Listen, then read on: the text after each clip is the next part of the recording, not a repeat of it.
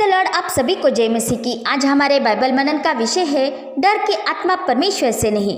प्रियो, हम देखते हैं कि जब चेले यीशु को अपने नाव में साथ लिए हुए चल रहे थे तो भी आंधी और लहरों से डर गए थे और उसे सोते हुए देख उस पर ही कुड़कुड़ा रहे थे, उसे दोष दे रहे थे। तथा जब यीशु झील पर चलते हुए उनके पास आया था तो वे उसे पानी पर चलते हुए देख भूत समझकर घबराने लगे थे। और जब पतरस यीशु को देखते हुए चल रहा था तो वह उसी की तरह पानी पर चल रहा था, परंतु जब वह तेज हवा को देखने लगा तो वह डर गया और डूबने लगा।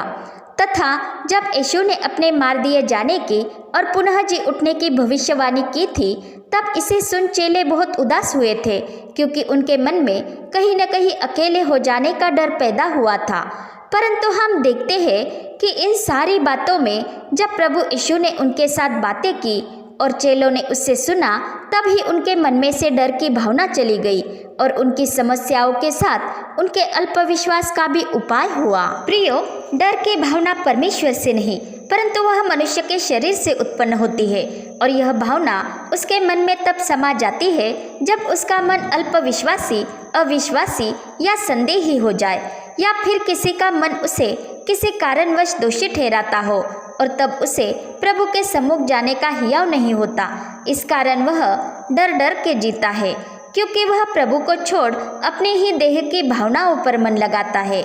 और हम जानते हैं कि शरीर की लालसाएं आत्मा का विरोध करती है, इसलिए जिसके मन में डर होता है वह प्रभु की आत्मिक बातों को समझ नहीं पाता और उसका मन प्रभु में स्थिर नहीं हो पाता, और तब उसकी चाल चलन ऐसी होती है जो प्रभु के खिलाफ होती है और जिससे उसकी समस्याएं तो हल नहीं होती परंतु वे और बढ़ जाती है। इसलिए ऐसी स्थिति में भी हम प्रभु के वचन पर ही मन लगाए तो पवित्र आत्मा हमारी अगुवाई करता है और वो हमें प्रभु की बातों को जानने की समझ देता है, जिससे हमारा मन प्रभु यीशु में स्थिर स्थापित होता है और हमारे विचार उसमें सुरक्षित हो जाते हैं और हम व्यर्थ बातें नहीं करते और घबराते हुए अनुचित बातें हमसे नहीं होती, क्योंकि हमारे मन में प्रभु की शांति होती है, क्योंकि प्रभु के वचन में जीवन और शांति है। इसलिए हमें प्रभु की ओर ही देखना है ताकि हम पतरस की तरह डूबने न लगे, क्योंकि वो ही हमारा प्रभु है और सब बातों पर उसी का ही अधिकार है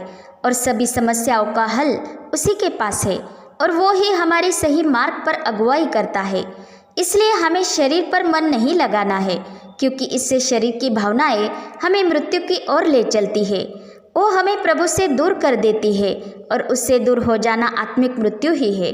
परंतु प्रभु यीशु के वचन का मनन करने से हम आत्मा पर मन लगाते हैं और आत्मा पर मन लगाना जीवन और शांति है।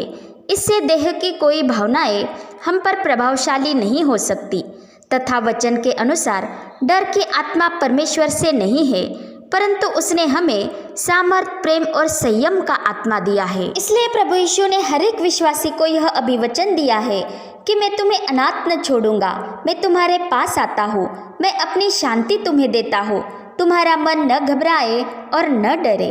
पिता परमेश्वर का प्रेम, प्रभु यीशु मसीह का अनुग्रह और पवित्र आत्मा की सहभागिता हम सबके साथ होती रहे। आमीन।